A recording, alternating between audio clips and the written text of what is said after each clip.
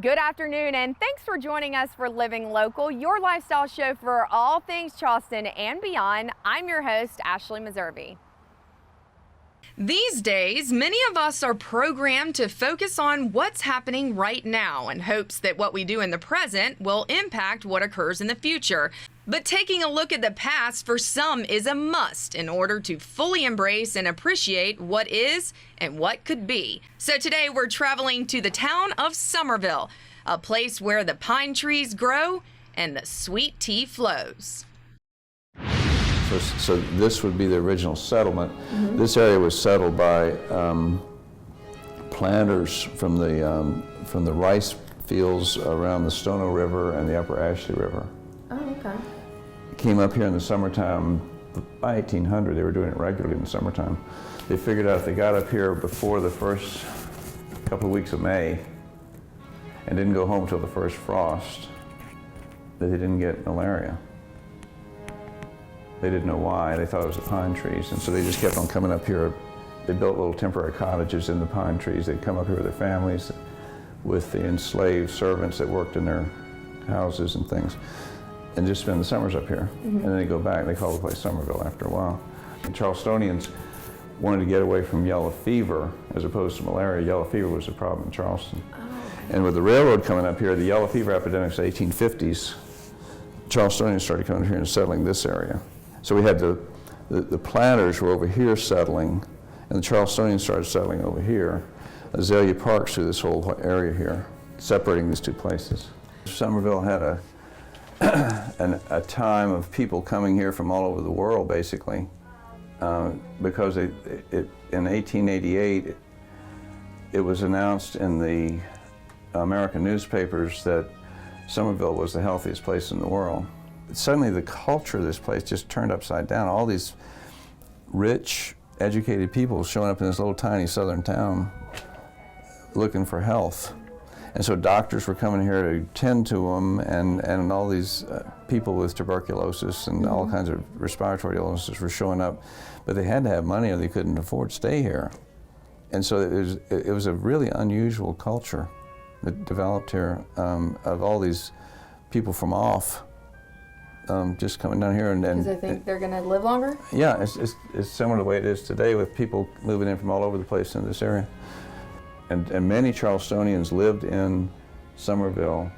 They're considered historically to be Charlestonians, but they were actually lived in Somerville. And a lot of people don't know that. Some of the most famous, well, one of the ones was the president of the College of Charleston at the time of the Civil War, lived in Somerville. Another was James Pettigrew, who was one of the most famous figures at the time of the Civil War as a lawyer in Charleston, lived in Somerville. Oh, I wonder why. They didn't like him in Charleston. he was a unionist. Oh, okay, gotcha. This is we live on a geologist. A geologist told me we live on pudding. Yeah. And this is how the pudding works. The fault goes down from Lake Moultrie right through my elementary school. all the way down to Ravenel, Hollywood area, right? And this right here is called the Sawmill Branch Fault. Mm-hmm. And you can guess where that one is. Yes. And this is the Lincolnville Fault. And that's where we are. Now this one goes up this sidewise like this. Mm-hmm. This one goes up and down like that. So we got a lot of action. Yeah, and so we live right here where it's going up and down and back and forth.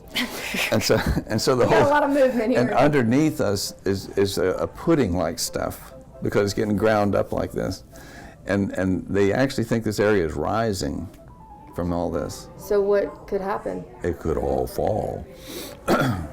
Now they think that these earthquakes, the big earthquakes, happen about every 500 years, and this is one of the ways they tell this is called a sand blow. A sand blow right after the 1886 earthquake, the great earthquake in Charleston, devastated Somerville, and these were all over the place. Sand blows were all over the place. I'm talking about in your front yard. Oh.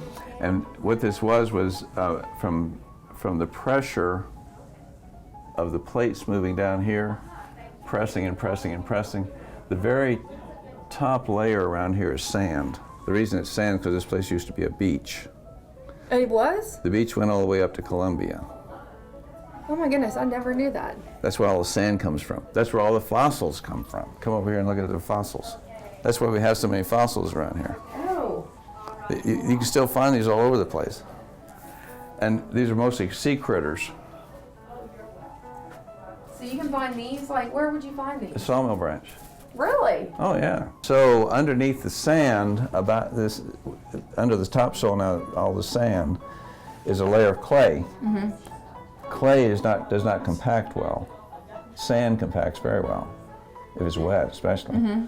And so you think the drainage comes down through the sand, accumulates on the clay layer. That's slush now. That's a slush along the clay layer. Way down below, 5, 8, 12 miles below, is where the fault is. The fault in hard rock starts sliding around. Pressure comes up against the clay. The clay pushes against this slush. The slush gets more and more pressure on it and shoots out. This is the garden house of Saul Alexander. Saul Alexander was a Jewish refugee in about 1900 that came to Somerville as a teenager from persecution in Ukraine. Was a tailor and for years just did his work. When he died, they found out he was a millionaire. Wow. And apparently he made some smart moves with his money while he was a teenager growing up into a millionaire. I don't know how it worked. Obviously. But anyway, a little Somerville tailor became a millionaire during his lifetime. This garden house was in the backyard of Saul Alexander's residence. And he would go out into the garden house on Thursday nights and play poker with his buddies. And it's taken us years to restore it, but it come inside and you'll see the work that's been done. And this tells the theme of Somerville, the grand theme of Somerville, which is Somerville was a refuge. It's always been a refuge. Of all sorts, right? Yeah, for all different types of reasons. Escaped slaves came in this area and lived in the swamps all around here. The people came up here to get away from the diseases.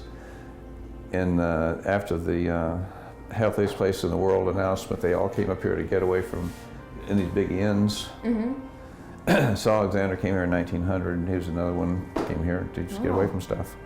And so that's the theme of Somerville, basically, is it's a refuge. This is stuff about the tea farm. Pinehurst tea gardens were first of all, were experimental tea gardens that were established in the 1880s by the U.S. Department of Agriculture, seeing that they grow all kinds of things, and tea was one of the things they were trying to grow. They found that tea would grow, but they also found they couldn't afford to pick it because it was so cheap to import it from overseas.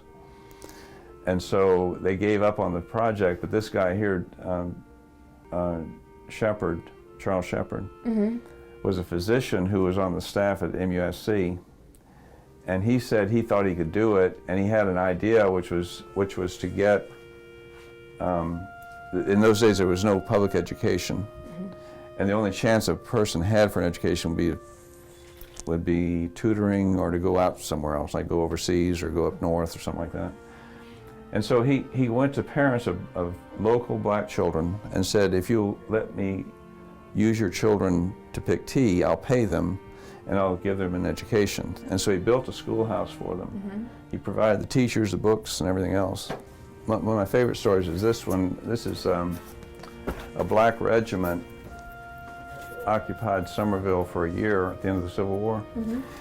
The wife of the colonel was a school teacher, and she taught the men of the regiment. The men of the regiment were from out of slavery, 1863 in New Bern, North Carolina. And she taught them how to read and write. And they wrote letters to the newspaper editor that we have published copies of, remarkably well-written letters. Talk about how they appreciated education and how they appreciated freedom, and it's just great stuff. This is the part of the tea plant that would be picked, is the little tip of the fresh growth. And this is what they make. This is what they make most tea out of, is these leaves here. They sometimes will take the next leaf or two, according to what kind of tea they're making.